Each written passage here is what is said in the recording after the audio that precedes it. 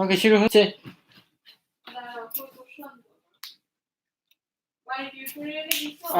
Yeah, so we will be starting soon, folks. Yeah, the questions should be on body tutorial. Not body science lab? And body science lab, yeah. Okay, folks, so today we're going to be doing a bunch of SAT math questions, as you can see. And I've posted the questions on body science lab and body tutorial. And so let's get started with these questions. So we're going to be doing 5 SAT math questions today.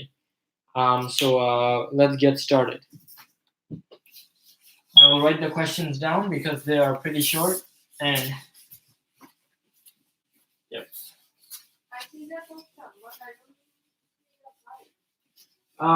The live should, if you restart the page, then the live should be in the Facebook.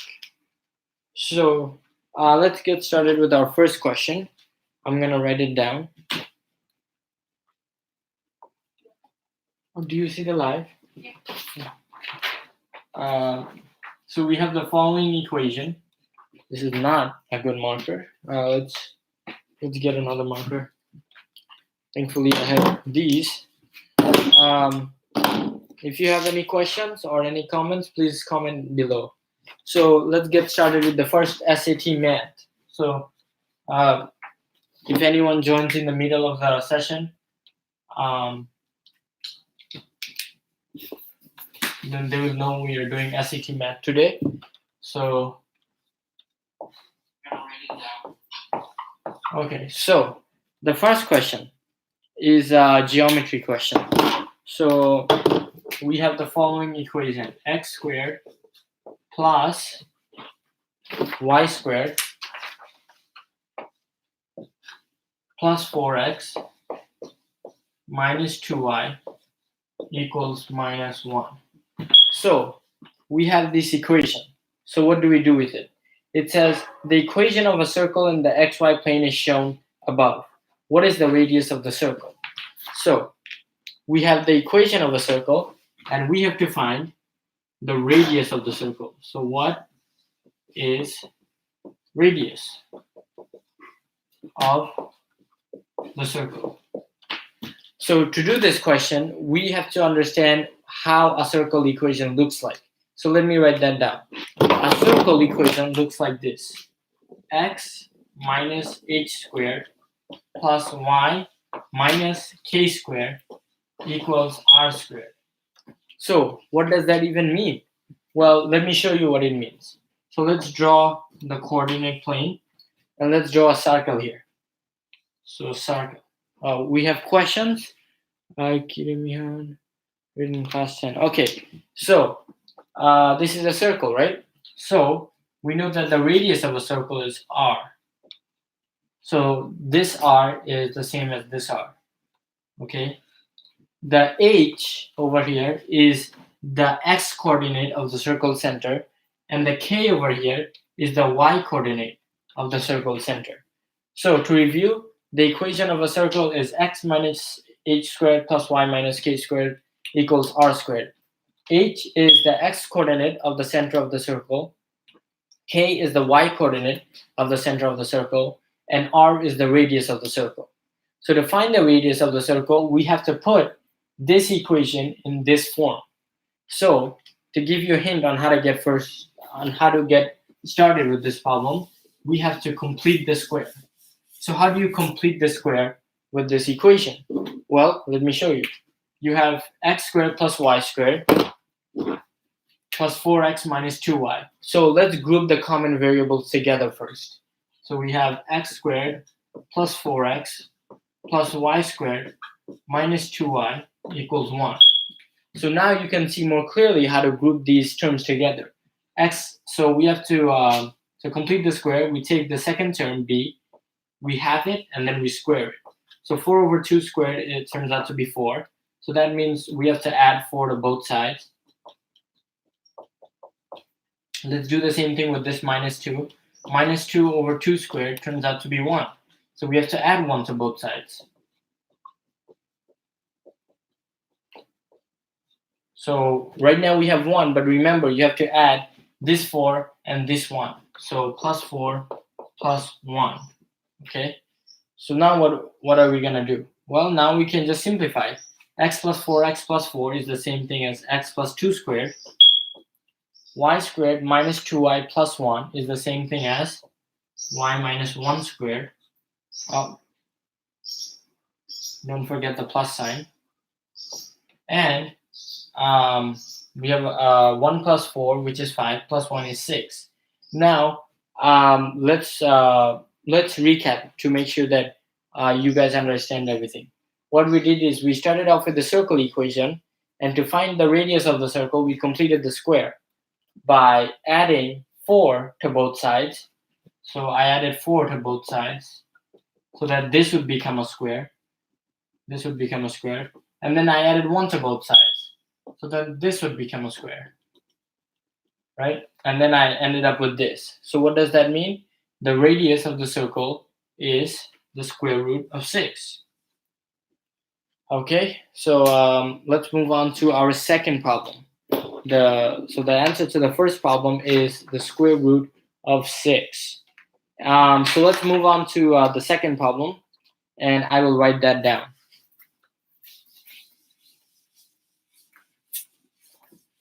And if you have hearing issues, just turn up the volume. I will get a microphone pretty soon. So let's move on to the next problem. Let's see. In triangle ABC, the measure of angle B is 90 degrees. BC is equal to 16 and AC is equal to 20. So let's draw out this triangle with the ruler as follows. So we're told we have a triangle ABC.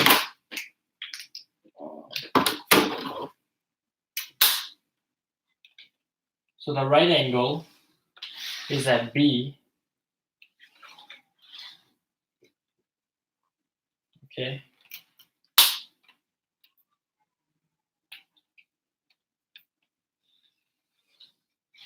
Okay, so we have this right triangle. And what do we know about this right triangle? We know that the measure of angle B is 90 degrees. We also know that BC is 16 and AC is 20, right? And we have another triangle DEF, that is similar to triangle ABC.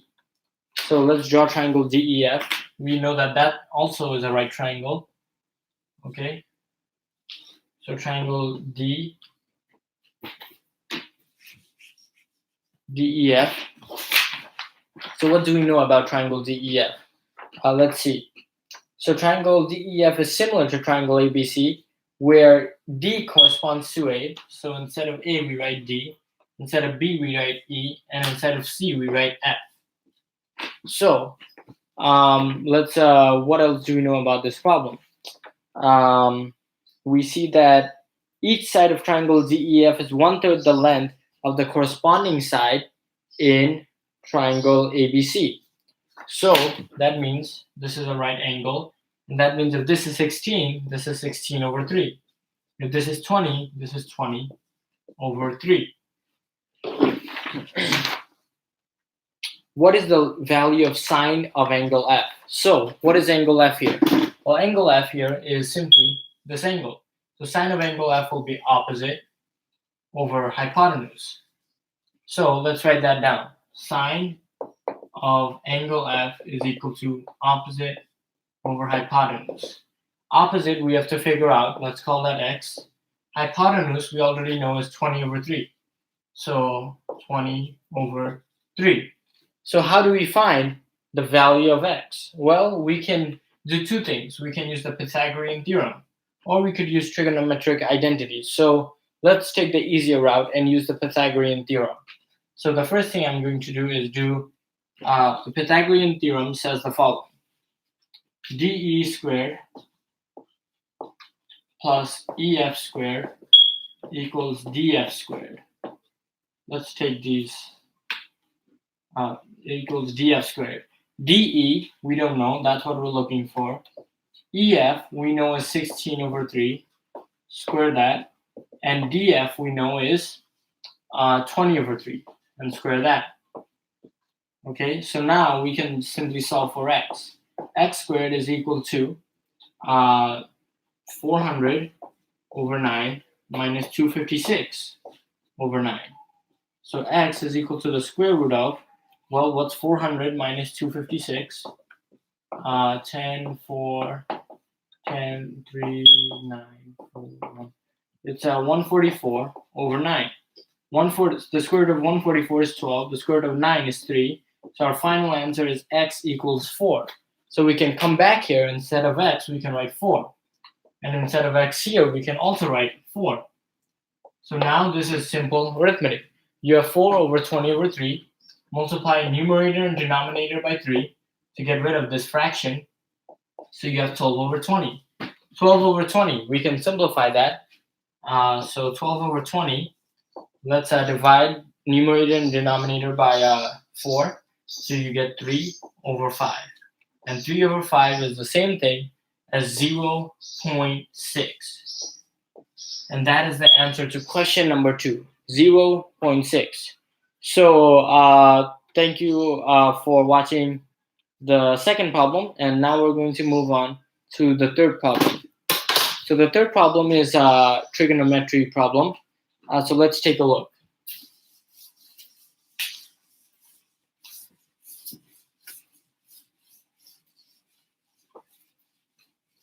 Okay.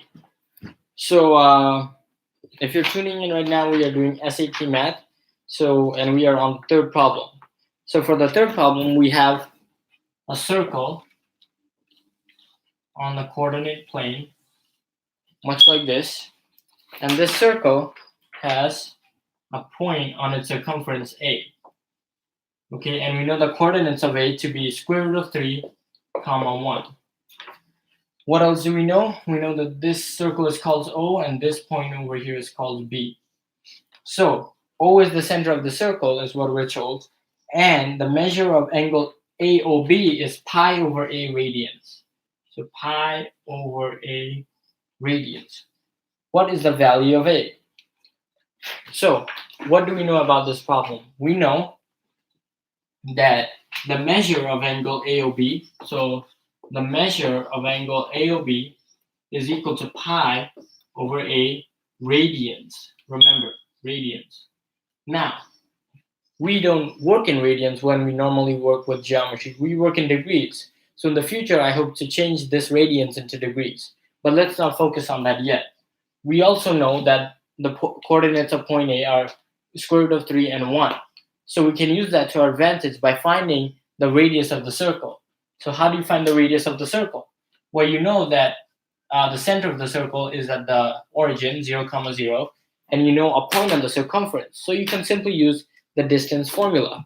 Remember, the distance formula states the distance between any 2 points is going to be already messed up.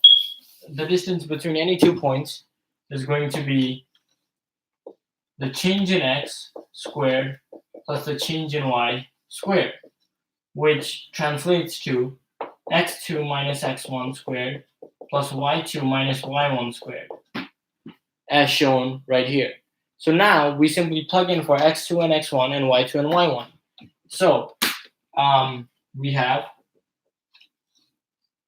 the square root of 3 minus 0 squared plus 1 minus 0 squared. So that gives us 3 plus 1, which is the square root of 4, which is 2.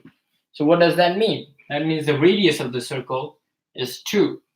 Now that we know the radius of the circle, well, let's first see what the question is asking. What is the value of A? Okay, so we want to know what is A equal to. So now we know what the radius of the circle is. And now we can use that to our advantage because we know that this A over here is square root of 3 and 1. So we can actually create a 30, 60, 90 triangle. Now, it's hard to notice, so don't worry if you don't see it the first time. But the reason you can notice it is because you have a hypotenuse of length 2. You have an x-coordinate of square root of 3. And you have a y-coordinate of 1, which means that this is 1, and this is square root of 3. So that means, remember, the ratios of a 30, 60, 90 triangle. 30, 60, 90 triangle. Opposite the smallest angle is the smallest side, x. Opposite the medium angle is the medium side, x to the 3. And opposite the largest angle is the largest side, 2x. So now we know that opposite 1 will be 30 degrees. And since the length of this side over here is 1, we know that pi over a radians is equal to 30 degrees. So now if pi over a radians is equal to 30 degrees, how can we find a? Well, simple. We use the formula for converting radians into degrees. What is that formula? Pretty simple. It's pi over a times 180 over pi equals 30, because we know our final answer will be 30. So cross out, you have 180 over a equals 30. So that means 30a equals 180, and that means a is equal to 6. And that is your final answer for our third question. So the answer to question number 3 is 6. A is equal to 6. So let's move on to our fourth question, which is also geometry. Turns out that the SAT has a lot of geometry questions and a lot of algebra questions. So let's take a look at our second to last question. So what does the fourth question ask us? Well, let's take a look. The fourth question asks us, in triangle ABC, we finished the fourth question, which turns out to be the same as the third question. So today we're going to be doing only 4 problems. So we're at the fourth problem now. So the fourth problem says that we have 2 lines, 2 inequalities in fact. Y is less than or equal to negative 15x plus 3,000. And our second line inequality is y is less than or equal to 5x. Okay, so as you can see, we have these 2 line inequalities. So if the question is asking us if a point with coordinates a and b, so we have a point with coordinates a and b, lies in the solution set of the system of inequalities above, what is the maximum possible value of b? So we want to find the maximum value for this, b. So how can we do that? Well, let's first sketch out these 2 inequalities, right? So let's draw the coordinate plane. Now I'm going to do 5x first because it's easier. I'm just going to draw a straight line through the origin because this has no y-intercept, or it does have a y-intercept, but it's equal to 0. So 5x, right? So how do you know which side of the coordinate plane to shape because it's an inequality? Well, you can simply plug in a point. So for example, let me take the point 10, right? 10 comma 0. So if I plug in 10 comma 0, does it satisfy this inequality? Yes, because 50 is greater than 0. That means I will have to shade the right side of the coordinate plane as such. So now I've shaded the right side of the coordinate plane. So now I'm going to do the second line inequality, which is negative 15x plus 3,000. So I'm going to pretend that 3,000 is way up here, and it has a negative slope. So it's going to look something like this, right? But once again, which side of the coordinate plane do I shade? Once again, I plug in a random point. So I'm going to take negative 10 this time. So if I plug in negative 10 here, I'll get a big number. And that big number is still bigger than 0. So it does satisfy that part of the inequality, this inequality. So we have to shade the left side of the graph. But remember, the solution to a system of inequalities will be the intersection of where the 2 shaded graphs meet. And in our case, that intersection is this part right here. Everything, including this point, everything over here is part of the solution to the system of inequalities. So for us to find the maximum b value, we have to find the intersection, because as you can see, that's the highest point right here. Everything else is just, garbage. It goes down to negative infinity. this is the highest point right here. And to find this point, we have to find the intersection of these two lines. So instead of less than or equal to, let's replace the left side of this by 5x. So 5x is equal to negative 15x plus 3,000. So now I'll add 15x to both sides. So 20x is equal to 3,000. X is equal to 150. But this is a very common mistake. Many people say that x is equal to 150 and stop there. But remember, the question is asking us for the value of b, not a. A is the x coordinate, b is the y coordinate. So we have to take this value of 150 and plug it back into one of the lines, one of the equations. Either one will give you the same value because that's where they intersect. So you take 150 and you plug it in here. So our final answer will be 5 times 150. And that turns out to be 750. And that is our final answer to the fourth problem. So thank you for watching, and I'll see you next time on Math Olympiad and SAT Prep.